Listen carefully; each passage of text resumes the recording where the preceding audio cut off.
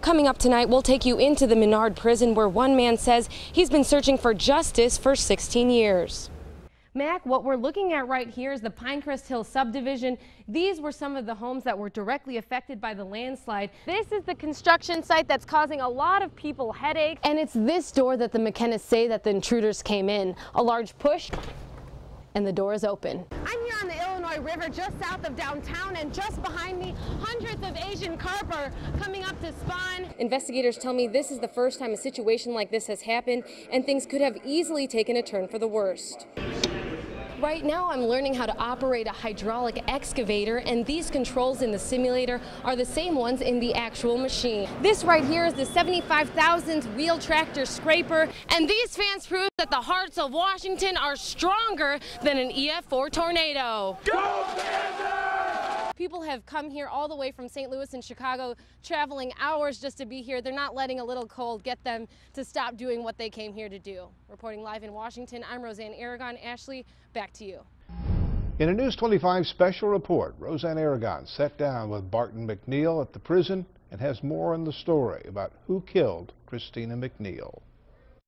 June 16, 1998, one man's life would change forever. 911, what's your emergency? I need an ambulance. I need a My daughter's dying, I think. That man was Barton McNeil, and his daughter's death would eventually condemn him here, Menard Maximum Security Prison. His conviction, 2 counts of first-degree murder and 100 years in prison. If this is my fate, God forbid I live that long, I am sentenced to death by prison. For a crime he says he did not commit. A murder mystery that begins in Bloomington Normal after a breakup argument with his former girlfriend, Ms. McNeil. And she'd been stalking me at almost every turn. She would demand that I spend time with her. She threatened to kill herself. And she had this maniacal jealousy of Christina herself. The morning after the breakup, he was horrified. I woke to find my daughter dead in her bedroom. Hold on just a second, son. 1 Adam 1, that counts. Christina. She was suffocated. This is the original Bloomington police video shot that day. The window screen had been cut. The killer was already in her bedroom. But the court said the evidence didn't qualify as proof. Cobwebs and dust showed an undisturbed area. The decision reads, there's no evidence that someone else entered that home at any time. McNeil's cousin, Chris Ross, has been studying the case for years. The prosecutors were able to successfully put in place this motion to eliminate that basically prevented Bart from even uttering the name Mazook Nolan in his defense. Any evidence regarding Nolan had to be thrown out. McNeil was losing hope. I'm going to die here in prison. But then a turning point. In 2012, Ms. Nolan was convicted of killing her mother-in-law after Nolan's husband had been wanting a divorce. She lured her husband's mother, Wenlyn Tida, to a location where she strangled her to death. Had this murder not come to the attention of the public, Bart would be living the rest of his life in prison. As of now, he is and will be. But Nolan's conviction in the Tida case also caught the attention of the University of Illinois Springfield's Innocence Project. They probably take 1 case out of every 100 letters that they receive. 2 lawyers and a team of law students are fighting for Bart's freedom. They've already petitioned for the approval of DNA testing of new evidence, bloodstains and fingerprints that they believe could clear this man's name. Justice will only be served when my daughter's killers are prosecuted for what they did. Until then, he'll be here, prison cell 314. In Menard, I'm Roseanne Aragon. Imagine doing this. Go get the toter, put it on the toter dumper, and dump the garbage. And then again, 600 more times. That's Tuesday's plan for PDC truck driver Jason Brown.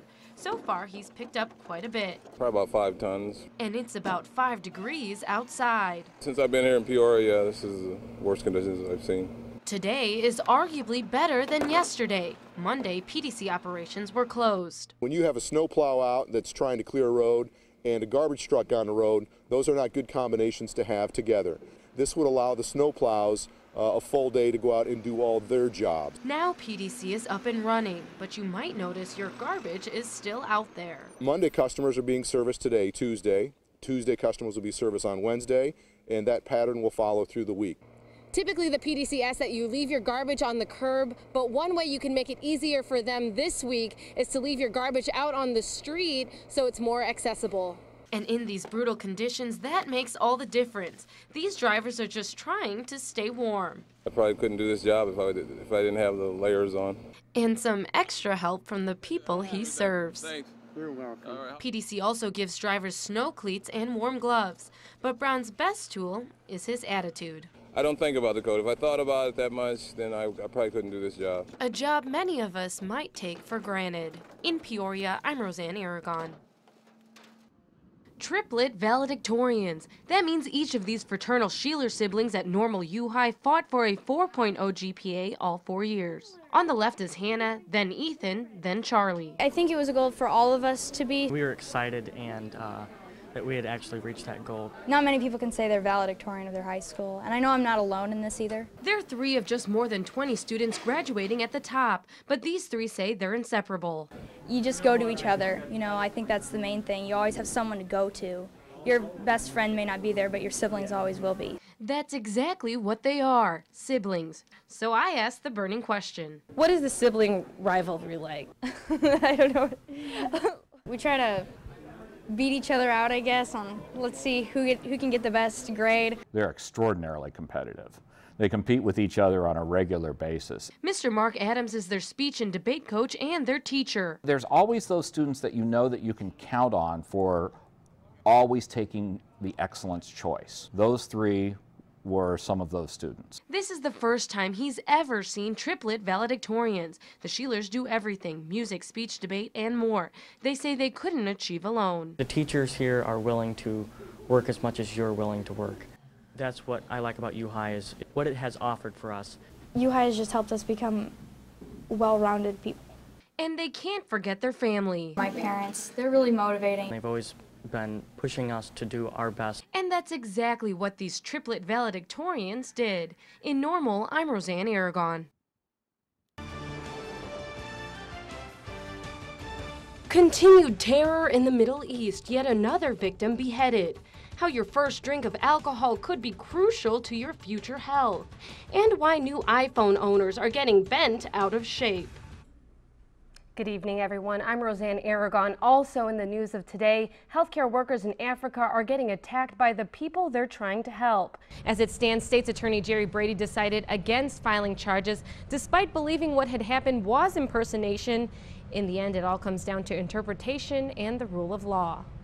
A new poll shows Governor Pat Quinn with a significant lead over Bruce Rauner. The apple of an iPhone lover's eye, you're looking at the iPhone 5. The 3.6mm piece of technology is arguably the thinnest phone in the world. You want to vote in this election, but you may not know you can start today.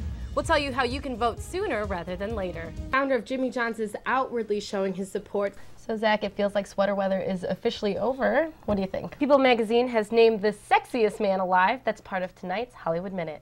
And remember, you can get the news and the weather around the clock on CINewsNow.com. All right, thank you. Have a good night. Bye-bye.